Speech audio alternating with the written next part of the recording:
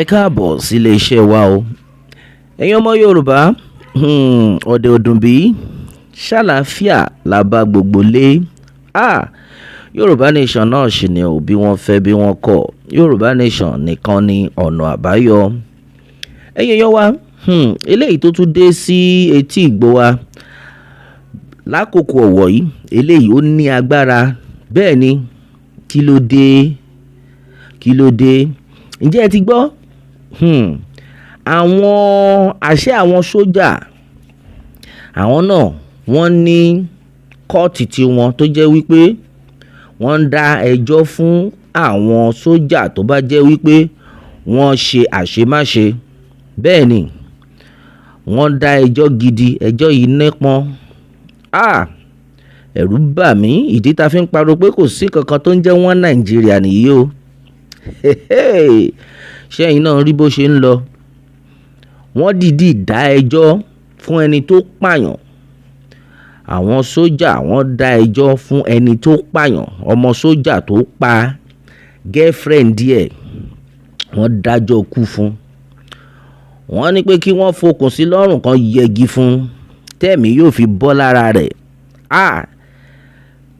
Ó níbi tí mò ń lọ o. Bẹ́ẹ̀ ni, ó níbi tí mò ń lọ. Àwọn méjì gan ni wọ́n, àwọn sójà méjì. Àwòrán wọn lẹ̀ ń wò, ibi tán ti dájọ́ lẹ̀ ń wò yìí o. Àyàfi kí Elédùà gbà wá. Ẹni kejì, wọ́n ní pé ìyẹn lọ jalè. Ó jalè ní shopping mall. Ọlọ́pàá sójà lòun náà. Ó jalè ní shopping mall.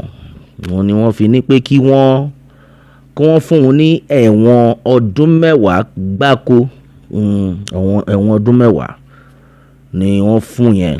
But òun tó pa girlfriend díẹ̀, wọ́n ní kan yẹgi fún yẹn tí ẹ̀mí yóò fi máa bọ́ lára rẹ̀. Eléyìí ni ìròyìn tó ṣẹ̀ṣẹ̀ ń dé sí orí tébù wa báyìí. Bẹ́ẹ̀ ni, ibo ni mo wá ń lọ? Wọ́n máa mú àwọn Boko tó bá mú wọn lénìí. Wọ́n máa ní pé kán fi wọ́n lẹ̀, pé kí wọ́n jẹ́ kí wọ́n lọ di àtúnbí, ọ̀kan gbé wọn lọ sí rehabilitation center.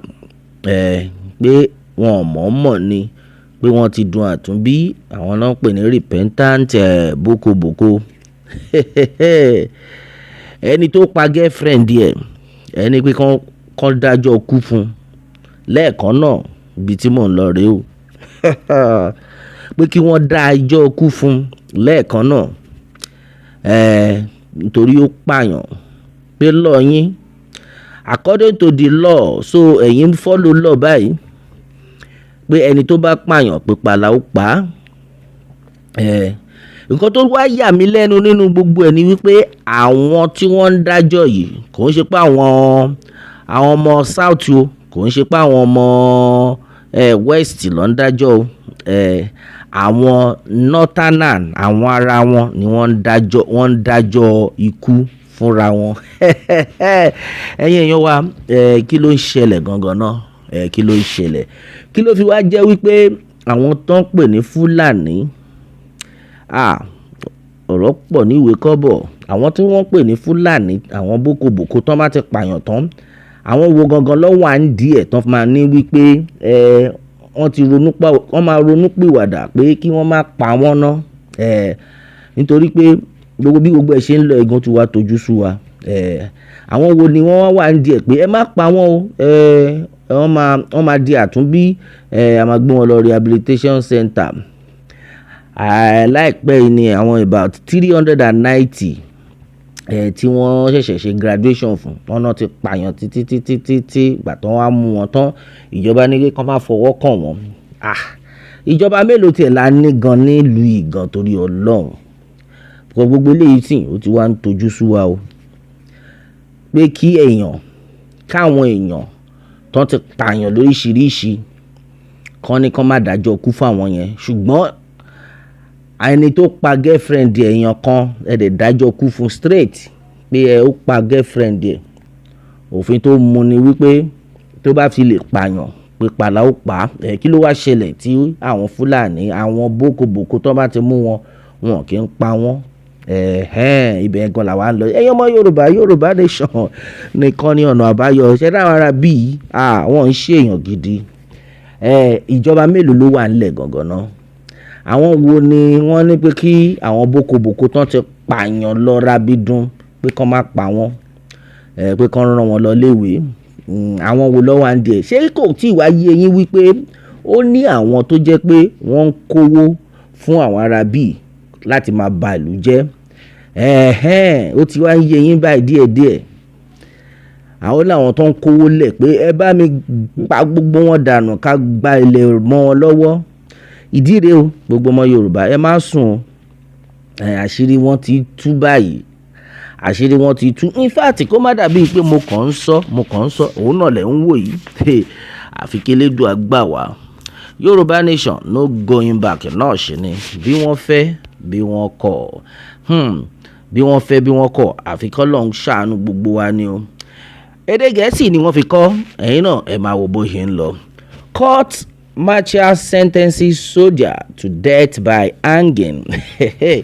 All right, on to this one.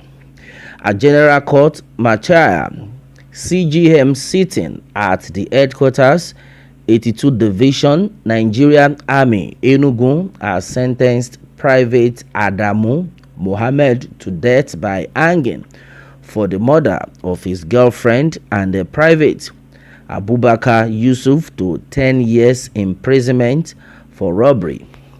Onto this, Nigeria News reports that the GCM inaugurated on February 18, 2025 by the General Officer Commanding GOC 82 Division Major General Oluyemi Olatoye was convened to try military personnel for offenses not triable summarily. Now, delivering judgment, the president of the GCM, Brigadier General Sadisu Buhari, ṣó ti yé yín ẹni tó deliver judgment yẹn rèé o orúkọ a máa jẹ́ Brigadier General Sadisu Buhari ọmọ náà ti ní o said Private Mohammed with service number 21NA/80/6365 was found guilty of buying his girlfriend Miss Awwa Ali. Àwọn ọmọ Hausa náà ni gbogbo wọn. The act, according to the court, violated section 106A of the Armed Forces Act CAPA 20 laws of the Federation of Nigeria 2004. ṣé ń gbọ́ òfin tó mú orílẹ̀-èdè Nàìjíríà dúró òun ni wọ́n bá wa sọ yìí o pé ẹni tó bá pààyàn pé kí ni kàn ṣe kí wọ́n pa á ibẹ̀ mo wá ń lọ báyìí kí ló wá dé tó fi wá jẹ́ wípé gbogbo àwọn Fúlàní tó ń pààyàn kiri àwọn Boko tó ń pààyàn kiri kí ló tó fi wá jẹ́ wípé wọ́n máa ń ní kán máa pa wọ́n ná ibẹ̀ là ń lọ ẹ máa gbọ́ in the interest of societal decorum and justice for the deceased the law had to be applied to its fullest, Brigadier General Buhari stated. ṣé ń gbọ́ the law has to be applied to the fullest. Following this, a review of the evidence, service record, and a plea for leniency, the court delivered a unanimous verdict sentencing Mohammed to death by hanging. In a related ruling, Private Abubakar Yusuf with service number ẹnìkejì rèé o with service number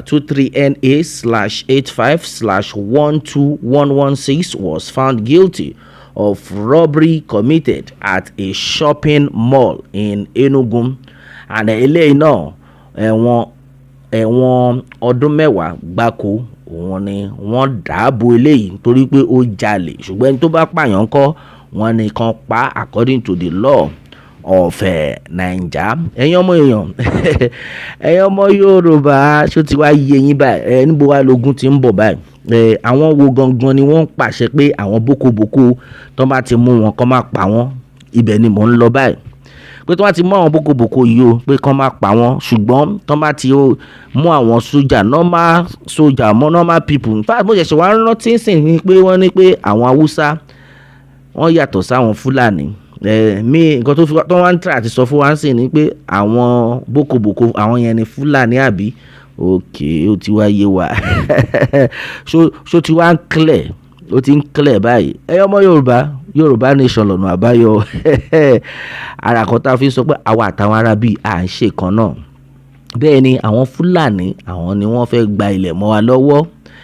Bẹ́ẹ̀ ni ìdí rèé o tá a fi ń parọ́ pé ọmọ Yorùbá níbikíbi tẹ́ bá wà ẹ jí ẹ má sùn, nítorí pé àwọn ará bíi wọ́n ní nǹkan tó ń wá.